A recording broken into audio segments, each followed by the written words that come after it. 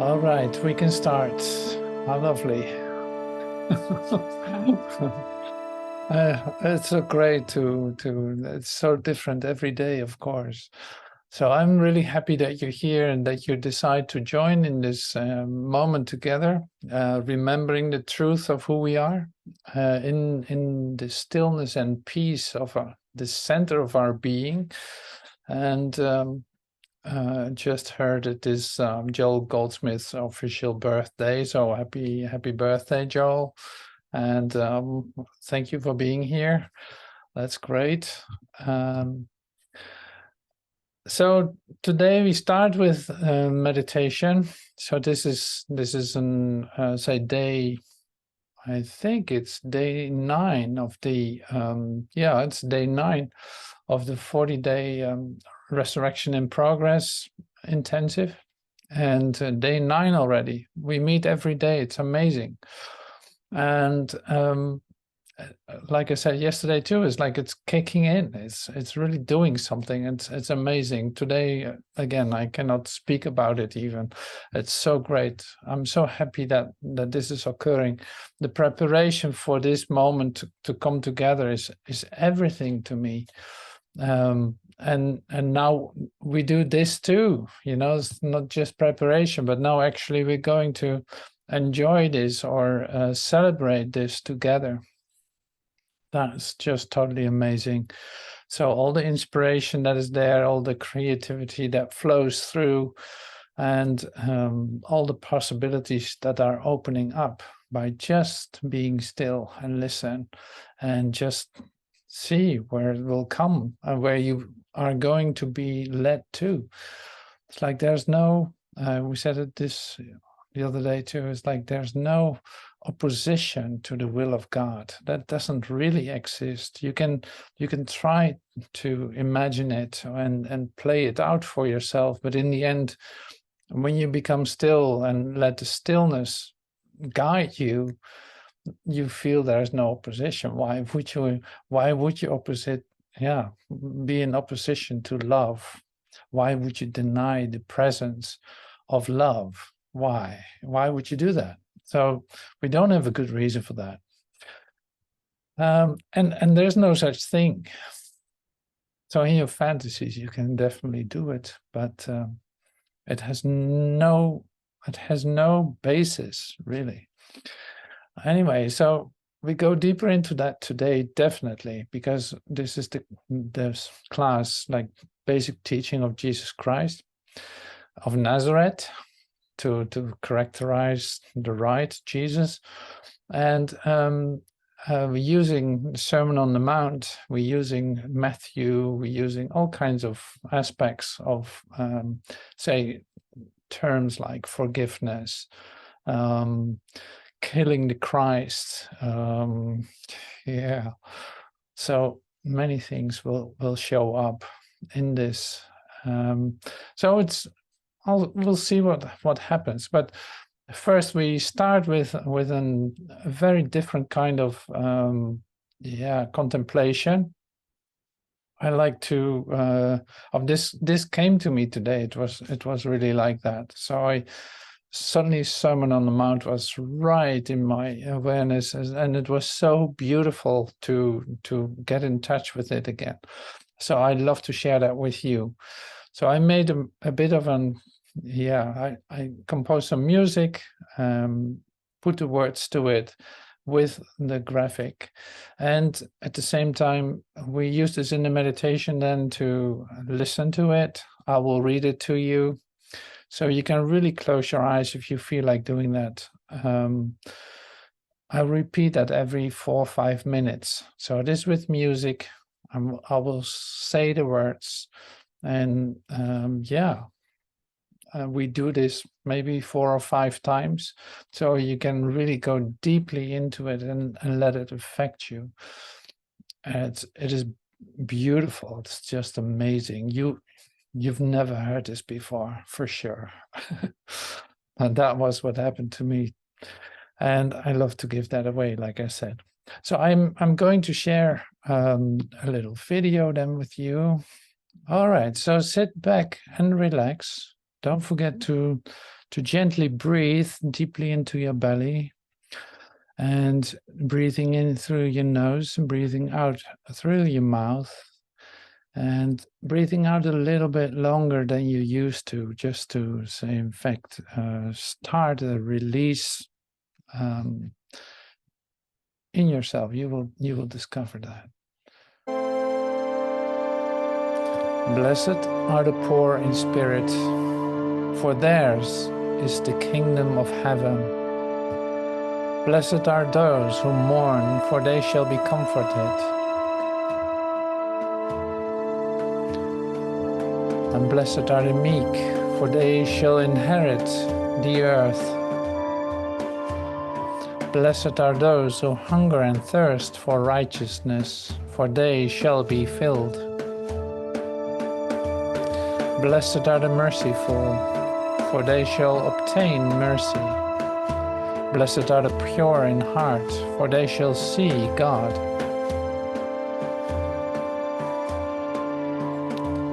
Blessed are the peacemakers, for they shall be called sons of God.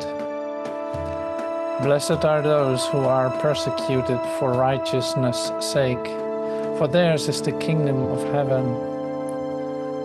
Blessed are you when they revile and persecute you and say all kinds of evil against you falsely for my sake.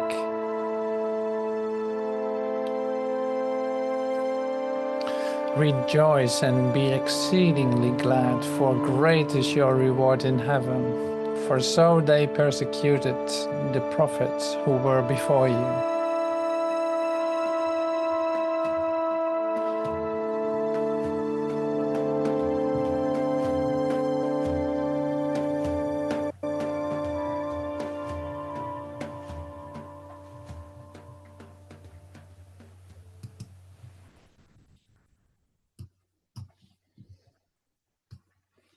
So I'll repeat it once more and do it a little bit slower.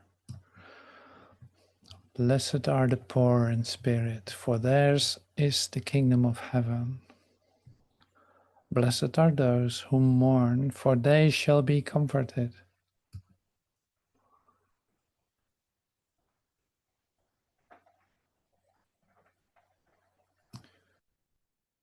Blessed are the meek, for they shall inherit the earth. And blessed are those who hunger and thirst for righteousness, for they shall be filled.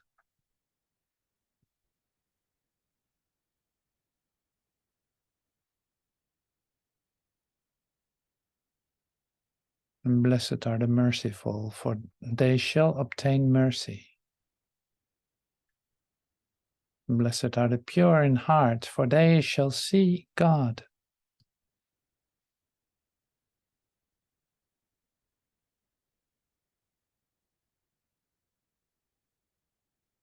Blessed are the peacemakers, for they shall be called the sons of God. Blessed are those who are persecuted for righteousness' sake, for theirs is the kingdom of heaven.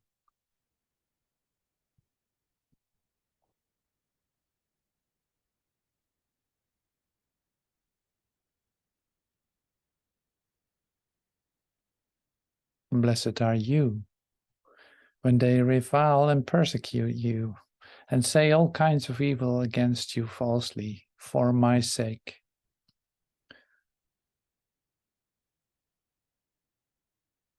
Rejoice and be exceedingly glad, for great is your reward in heaven. For so they persecuted the prophets who were before you.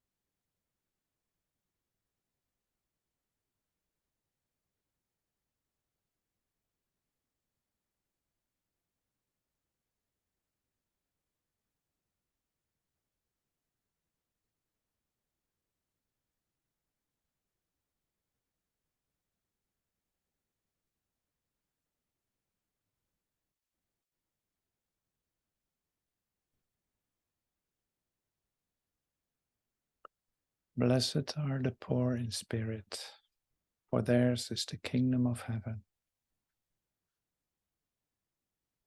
Blessed are those who mourn, for they shall be comforted.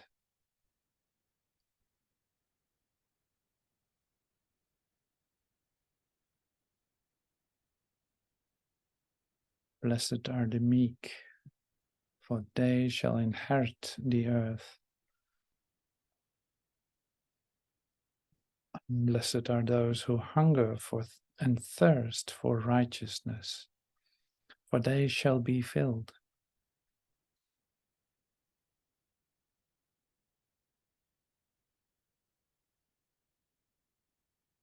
And blessed are the merciful, for they shall obtain mercy.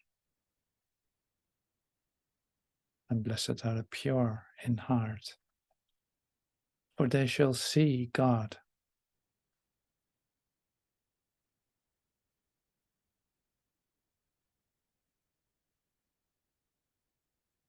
Blessed are the peacemakers, for they shall be called sons of God.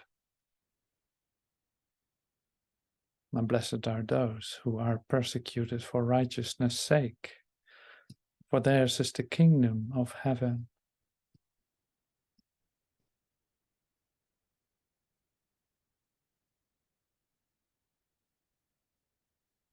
Blessed are you when they revile and persecute you, and say all kinds of evil against you falsely for my sake.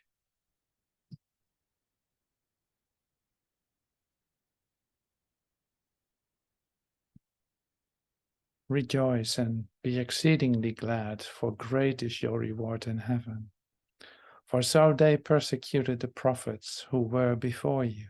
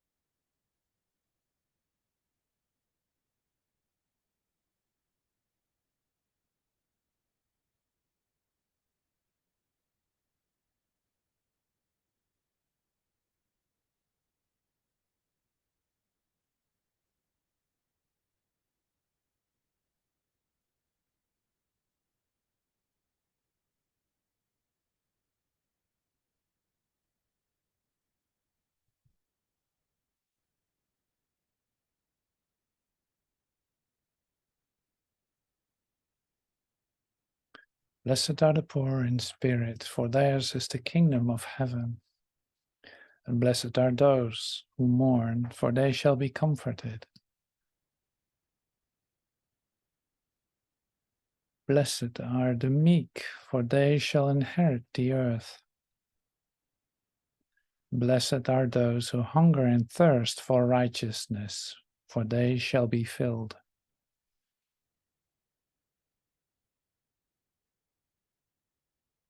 Blessed are the merciful, for they shall obtain mercy. And blessed are the pure in heart, for they shall see God.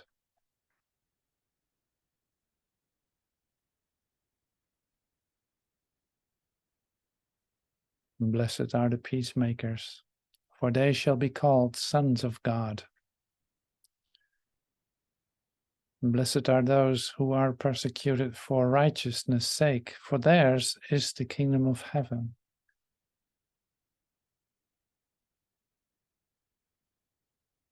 And blessed are you when they revile and persecute you, and say all kinds of evil against you falsely for my sake.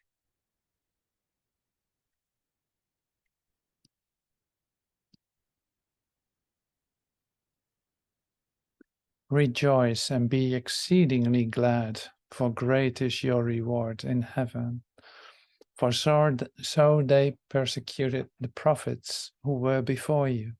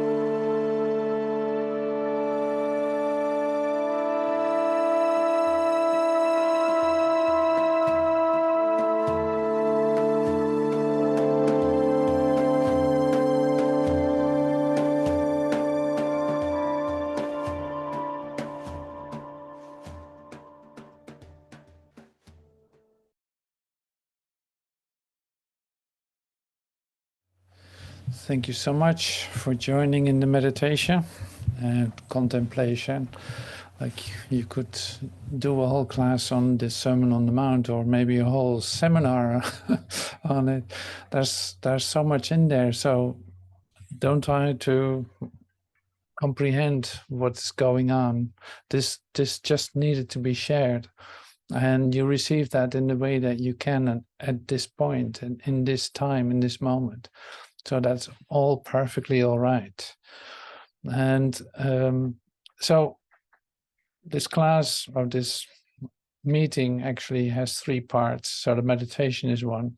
Then we have, say, about a 20-minute introduction to 2 ideas of the basic teachings of Jesus. Then we have a little break, like musical intermezzo. And then we continue with some more expressions of Jesus and ways to look at it. And those are really, great to consider. That's why I share them with you. It's like, they're great to consider because, you can keep telling yourself, like, yes, all I want is love, and forgive my brother, and yes, I do this and that. You do all your things in your spiritual awakening, in your spiritual path. But most of the time, or maybe less and less of the time, you're actually in full denial of what the teaching really is. And so that puts you in a place of, okay, let's start where we find ourselves, that kind of thing. Like, I can share lofty words and beautiful expressions with you, but where's the point where I actually meet you, where you fight against yourself, or where you're actually in transition, really, or where you keep denying truth continuously, or just this point is not where you allow that to happen. That is not always a comfortable message or anything. It is definitely not comfortable. It is certainly confrontational. See, the whole idea of the misidentification, as we know it as a human being, you misidentify yourself, you make an image of yourself and you think it's you, and you create a dream with no content that has any reality. And so in your awakening, you discover, like, this is a dream. Luckily, it's not a reality. And I can actually take a look at it, and I can let go of it too. At moments, I become so still that something else happens in my consciousness. I perceive light and love, or my mind is completely quiet, or who knows what happens for you. This is the path that we're on, and this is what we're practicing. But at the same time, it is always great, at least that's my experience, like, it's great to look at the points where you start to make a deal with yourself, or look for a shortcut, or look for a comfortability in the denial, these kind of things. You know what I'm talking about. And if you don't, if you have no idea what I'm talking about, stay right here. All right, so I prepared some expressions related to expressions of Jesus, and some ideas that I share. And so I'll pull up some sheets that I made, just as a bit of support, to see, oh my God, yes, of course, yes. This just for the ease of you. Like, I'm not trying to teach you a lesson here. It is more like the recognition of the place where we find ourselves, in all honesty, is in fact all the space that I love to present and offer. Because the change does not happen by you trying to change it. And you probably discovered that already too. Like the change is not happening by you trying to work that out and work at the change. Like, no, sorry, it's not going to work. So that is the whole thing with, for instance, the mind training. You think like in a human perspective, training has always to do with developing abilities and developing power and strength to do it now. You can do it. Like I can defend myself now, or I can do this, or do that. Or my muscles, look at my muscles. I train them and suddenly they become stronger. And here it is really 180 degrees upside down, because this training of your mind, this coming into a new rhythm with your thinking, has everything to do with undoing instead of doing. So that's not very attractive either, is it? It's not attractive to you if you still think that your ideas have value and that you say that they are working great for you. Then this doesn't sound good at all. But if you are fed up with your ideas, if you really think like, well, it's enough, I don't want any of them, I am so sick and tired of my thoughts, like take them from me, I don't want them any longer, I don't trust myself in using them, and I know that none of them are any kind of solution in the daily affairs for me, then it becomes easier to accept this. It becomes easier to accept it because you start literally at the bottom. It's really from the bottom up, and which is a perfect place to receive this. But like I said, the learning is really different. This is really about opening up, listening, and giving yourself a chance to hear what is being shared. Like these ideas that I share today, I received for myself. And that was such a gift and so incredible to hear what it actually said. So this can be the same for you. This is why I try to convey them to you, because if I share these ideas, they become stronger in you and in me. And I know they work. They work great. So just raising the expectancy level here a little bit. and to an uncontrollable level, which is great. Yeah, so in the meantime, it's raining here very intensely, so I hope you hear me well. Are we good? Yes. I'll put my mouth close to the microphone so it will be clear. All right, so here there's an expression. I want to start with the first one that was up here. Yeah, this is the one.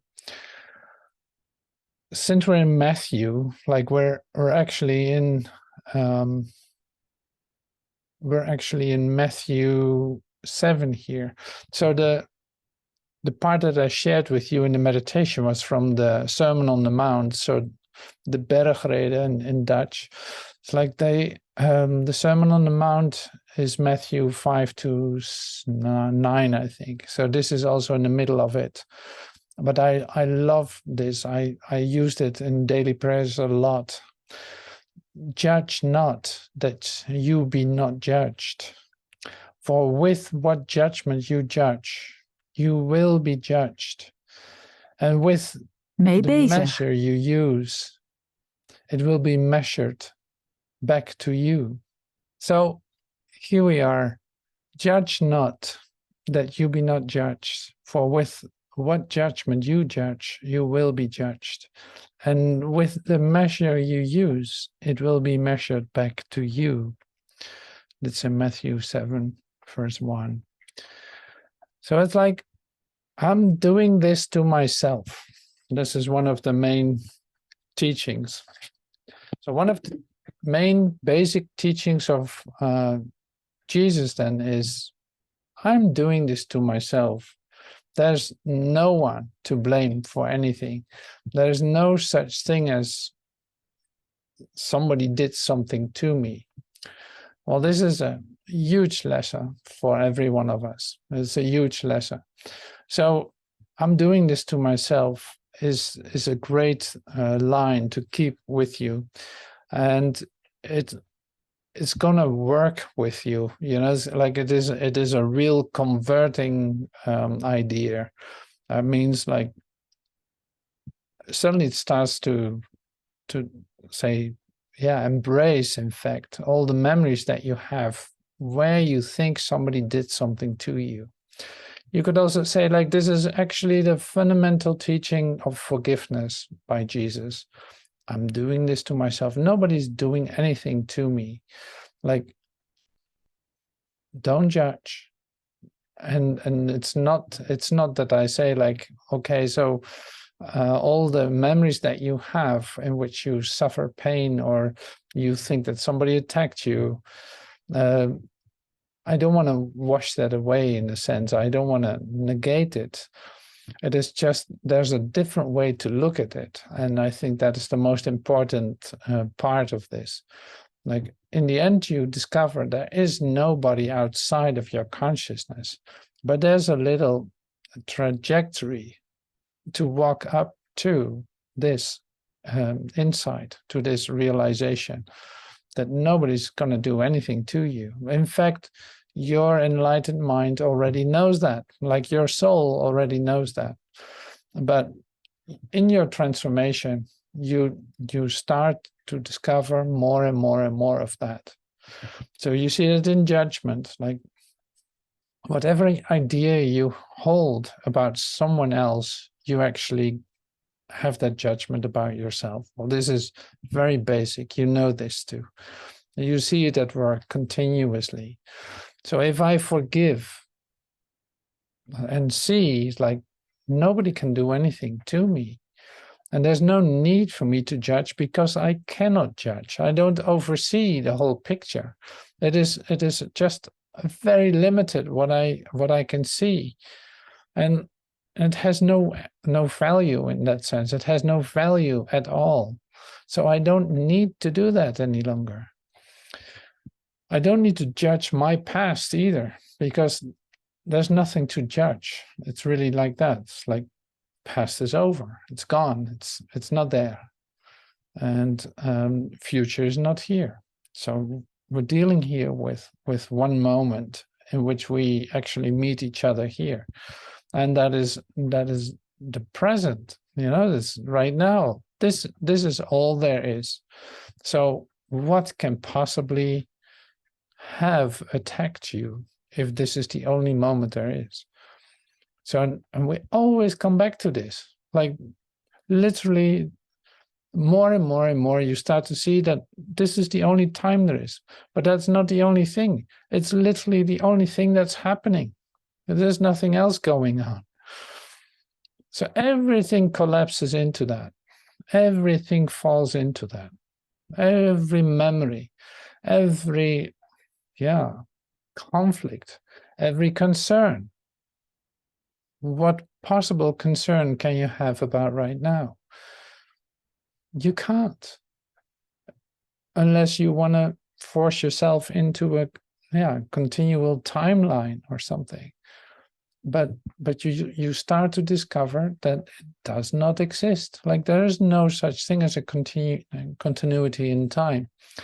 So everything comes back to right here, right now. And that's why we can say this, like, I'm doing it to myself. Of course, who else is doing it? If I'm right here, say, celebrating or living the peace that I am,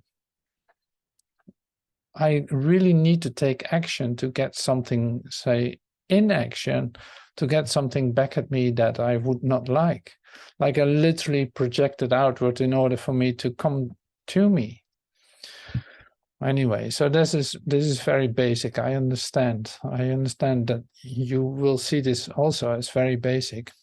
We really come down to the fundamental idea of perception, in fact. Like, if I'm the start of this, like nothing is outside of my consciousness. If I'm starting something, it will come back to me. If I judge, I will be judged. If I think like, well, it shouldn't be like that, I will have a problem with it. If I say like, I cannot judge, I have no idea how this should look, then all the possibilities are open. If I'm not concerned with the past or the future, I feel the fear literally fall away, because there's nothing to be anxious about if this is the only time there is. So you see, that is a very basic idea, and so great to keep that close to you. And having heard this idea, like, I'm doing this to myself, there's nothing outside of me that can do anything to me. Only in my fantasy, in my imagination, sure. In my nightmare, sure. But it has nothing to do with my reality, because my reality is right here, right now. And it has nothing to do with time. It has nothing to do with what happened yesterday. So that is the only place that you can be at peace. To having your mind trained in the sense of letting go continuously, not making up any stories, having no judgments, letting go of concerns, letting go of any kind of say cause and effect association. In fact, experiencing peace, it's right here. Everything falls into that. So like I said in the beginning too, there's no opposition to the will of God. And not that God doesn't allow you to be in opposition, but there's just no such thing as opposition to the will of God. Why would you do that? Is peace not enough for you? Or is grace not enough for you? Do you want something else too? Well, not anymore, with what you have been going through and what happened to you. You know, it's like, are you sure that you want more than what is still? Really? So this is great. It's a great topic. Very basic, but we will use it in the next ones too. So, yeah. So now we go to the second one. I'll repeat this once more, because it's actually nice to hear it again. Judge not, that you be not judged. For with what judgment you judge, you will be judged. And with the measure you use, it will be measured back to you.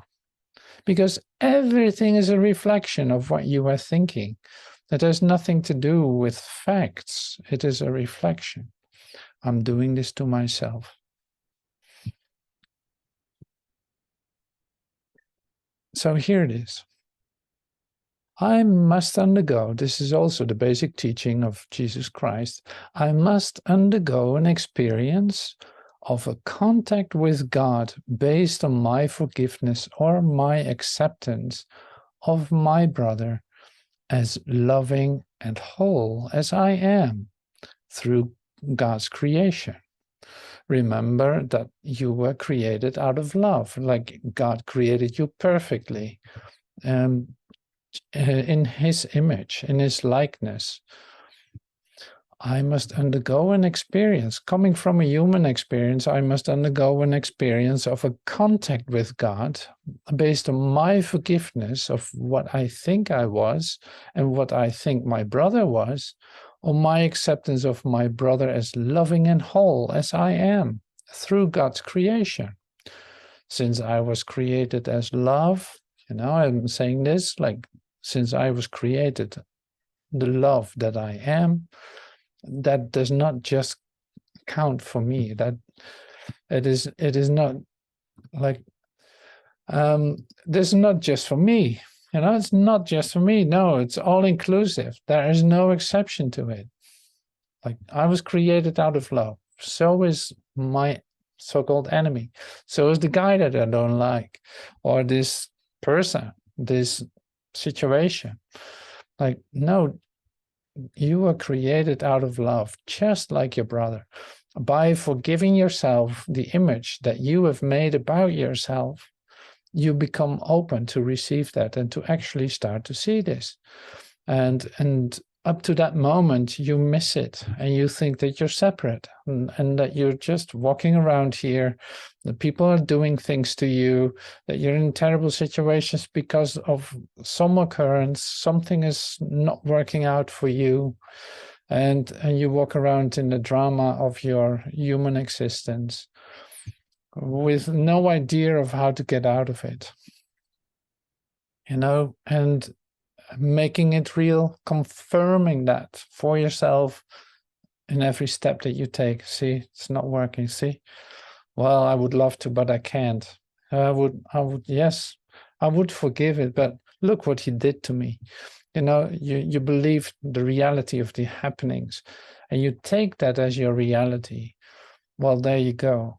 So your hope of experiencing peace is in fact gone in that moment, until you start to forgive yourself the image that you have made of yourself, of your brother, of the situations, of the happenings, of the events. Like, it's literally all coming down to, I'm doing this to myself. Nobody else is doing this to me. Oh my God, I cannot believe that was the lesson I had to learn. And whatever is needed, it will be repeated until I get it. So you don't have to hurry, but it saves you a lot of trouble to actually hear and accept this and start to apply it. Because these are always the three things: listen, learn, and do. These are the three things that are so important in this process. It is not about just listening to the beautiful ideas. It's very important to do so, but it's not the only thing. Listen, learn. So you got to learn what it actually means, what it actually can do for you. You got to practice mind training. So getting your mind out of the way of, giving you direction, for instance. And you got to apply what you have learned. So this is really important. But I know I'm preaching to the choir, so to speak. I'm not telling you anything you don't know. Isn't that amazing? But it's just great to remember it again together. So that's really lovely.